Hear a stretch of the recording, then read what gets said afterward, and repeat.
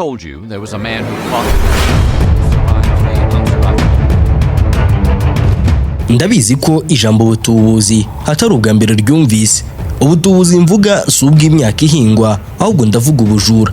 Waribwe ariko niba bitarakubayeho, ushobora no kubuza umuntu wibwe hatifashishijwe imbaraga z'ikiboko, ibizwe nka scam, aho bene ngango bagucucura buri kimwe, rimwe na rimwe batanahuye nawe. Ibi ushobora kubyumva ukagira ngo ni by'inzaduka zo muri iki kinyejana cya 21 cyuje ikoranabuhanga, ku buryo ubu bujura busaba ko waramaze kuba umucengeri mu rusobe rwa mudasobwa. Oya, ntabwo ari uko bimeze, kuko yisubiye inyuma mu mateka usanga ubujura nk'ubu bwaratangiye gukorwa na mbere y'ivuka rya Yezu mu mwaka wa 300 mbere y'ivuka rya Yezu. Ibi aho bitangariza benshi ni igihe havugwa byinshi ku bujura nk'ubu bwanagejeje ku gutuburira Ubwongereza bugashora imari mu gihugu Kitabaho, bigizwemo uruhare n'umugabo w'umunya-Scotland witwa MacGregory hagati y'umwaka w'1921 ndetse n'1922 muri Amerika yo hagati. Mu kiganiro cya none ndagira ngo tugaruke ku mateka ya scam cyangwa se ubutubuzi bwakozwe n'uyu mugabo MacGregory atuburira Ubwongereza. Mbahaye ikaze mu kiganiro cya none.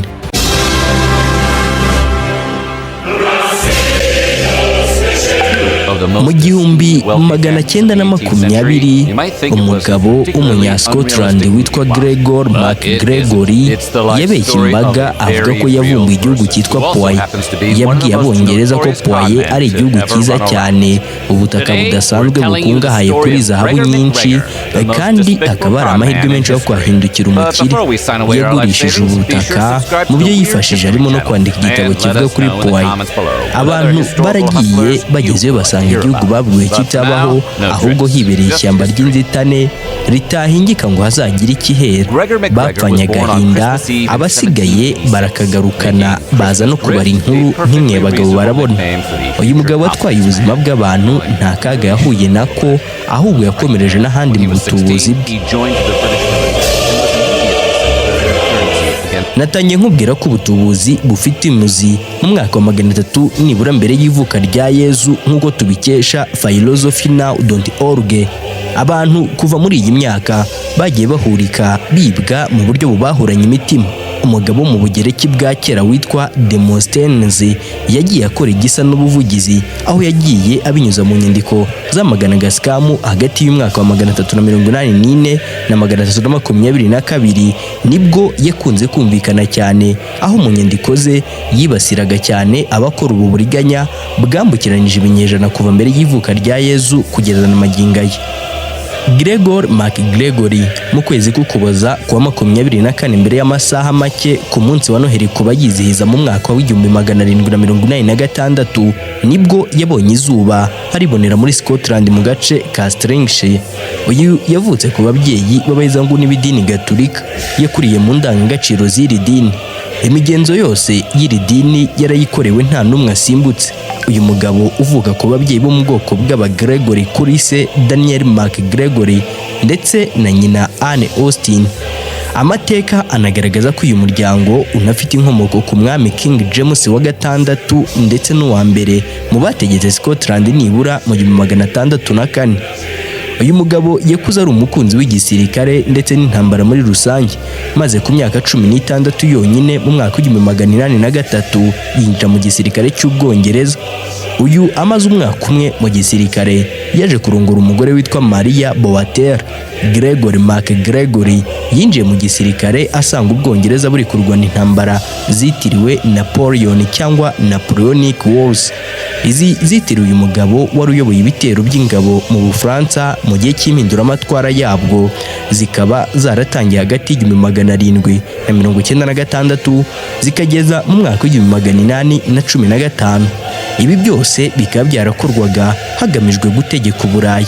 Gusa ibihugu bitandukanye bikaba bitarumvaga impamvu yo kuba munsi y'ibirenge by'iki gihugu cy'Ubufaransa. Nyuma y'imyaka 6 mu gisirikare yaje kwerekeza muri Portugal agiye gutanga umuganda mu ntambara ya Peninsula.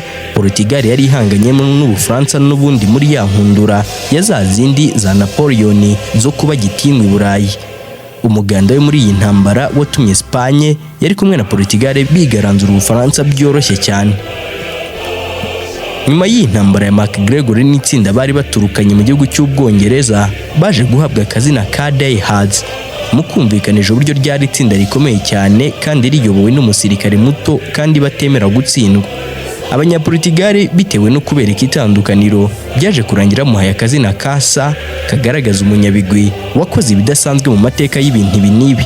Gregory yavuye ku izina rya Gregor MacGregory yitwa Sir Gregor MacGregor. Mu mwaka w'1811 Maria Boater wari umukobwa wo mu bagwizatunga mu gihugu cy'Ubwongereza akaba ari n'umugore we yaje gupfa azize uburwayi. Inkuru ya Cambridge yo mu mwaka w'2020 kuwa 27 Nyakanga igaruka ku bucakura bw'uyu mugabo. Haraho inavuga ko ubwo umugore we yapfaga ubutunzi n'igitinyiro byahise bimushiraho ahinduka umuntu usanzwe nk'abandi. Uyu mugabo bitewe no gukunda intambara bidasanzwe ariko bikajyana n'ubuhanga yari afite mu kuzirwana yahise yigira mu bacancuru.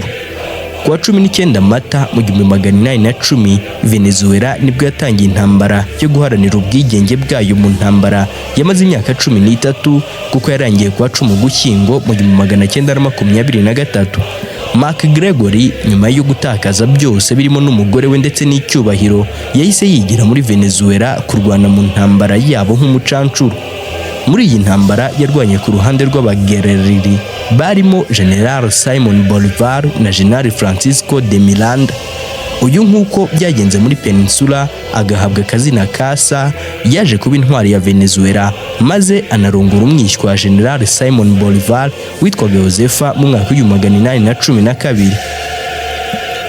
Mu 1817 we n'umugore we bahisemo kuva muri Venezuela berekeza muri Leta Zunze Ubumwe za Amerika gushaka amafaranga. Amato n'abantu bo kugira abacakara banamufashije kwerekeza mu burasirazuba bwa Florida. Mu mpeshyi yo mu 1817 yabohoje ikirwa cya Ameria, gusa ntiyatinze kuko amafaranga yashakaga atigeze ayahabona nk'uko yabyifuzaga. Amafaranga ayabuze yahise yerekeza muri New Granada ndetse na Panama, gusa misiyo zose yagiyemo aha nta nimwe yigeze imuhira. Nyuma yo gutsindwa muri izi misiyo zose, ingabo yari yarakusanije zikamanirwa ku icumu na Espagne yongeye gutakaza icyubahiro n'ikuzo ndetse abantu bose bongera kumuvaho nk'uko byagenze muri Portugal. Mu bamuvuyeho barimo na Simon Bolivar kandi nababwiye ko uyu mugabo yari nyirarume w'umugore we. Bolivar yaramukomanyirije hanamushyiraho inyandiko zimuta muri yombi igihe cyose yahirahira kugaruka muri Venezuela. Gusa uku kumushyira hasi niko kwamuhaga imbaraga zisumbuye kuzo yabaga afite. Aha noneho mu buryo bweruye nibwo yari agiye gutangira inzira zo gutuburira Ubwongereza mu buryo bweruye. Mu 1820 MacGregory yagarutse mu Bwongereza azanye amakuru aca igikuba. Uyu mugabo waherewe akazina ka Sam mu ntambara ya Peninsula yaje mu Bwongereza ababwira ko yavumbuye ubutaka yarangiza akabutunganyamo igihugu. Abongereza bamubajije aho ubutumwa bw'icyo gihugu avuga giherereye, ati nahitwa Mosquito Coast hagati ya Honduras na Nicaragua. Icyo gihugu kandi yahise atangira kubabwira ko cyitwa Poyais kandi akaba yarahise akigira icye akanakibera umuyobozi. Mu buryo yakivugagamo Ubwongereza bubyumvise bwahise butekereza ko ijuru rito bavuga ariho ryaba riri. MacGregory ubwo bakomeza kumushumikira bamubaza iby'iryo banga ngo hatagira undi munyaburayi urimenya. Nawe niko yongeragamo umunyu n'urusenda akababwira ko ari igihugu gifite ubutaka bukungahaye ku butunzi kamere ko barushywa no gusarura imyaka ihahinze. Yakomeje agira ati Poyais ifite ikirere cyiza kitagora abantu baturutse ku mugabane w'Uburayi kubera ubushyuhe buhari. Poyais ifite umujyi mwiza witwa St Joseph ukaba ari no murwa mukuru kandi abahatuye bose bavuga Icyongereza. MacGregor amaze kubona iki gihugu Abongereza bacyumva neza, Rondere yumva icyo Poyais impimbano izamara atangira gutegura uko azarya amafaranga bari kumuha kugira ngo abagezeyo.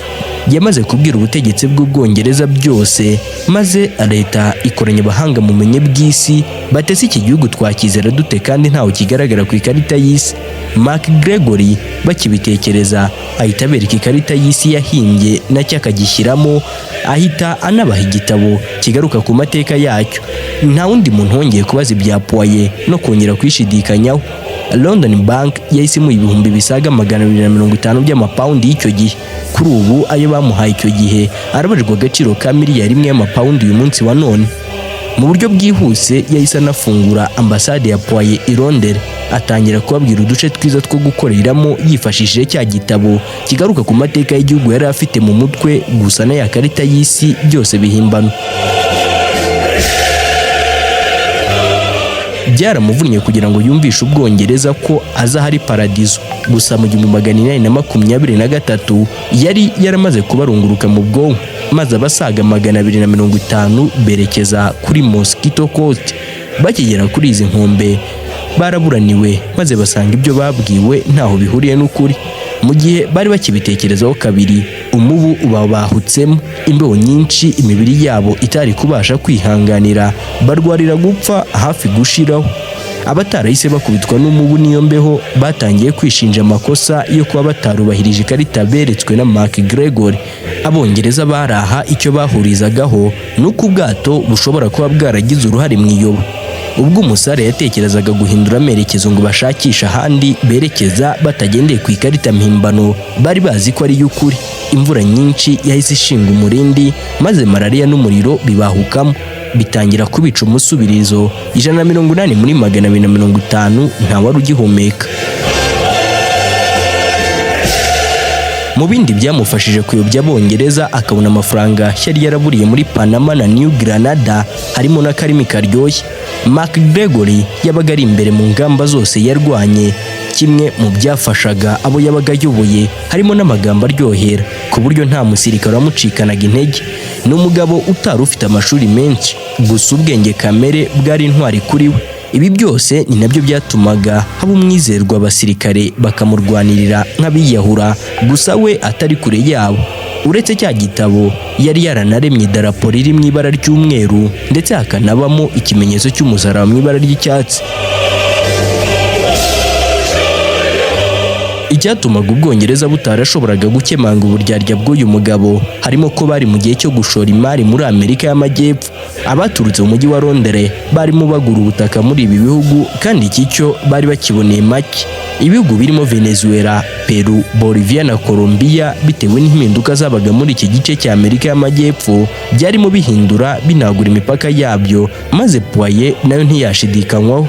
Abari bagiye gushaka ubutunzi hagarutse ababarirwa hagati ya 50 na 60, bagarukanye inkuru y'agahinda n'ihungabana. Uyu mugabo yaje kuvumburwa atangira guhigishwa uruhindu, bitewe n'uburyo yashakagamo amafaranga nk'uwayataye, arimo ahigwa yimuriye ubujura bwe mu gihugu cy'Ubufaransa.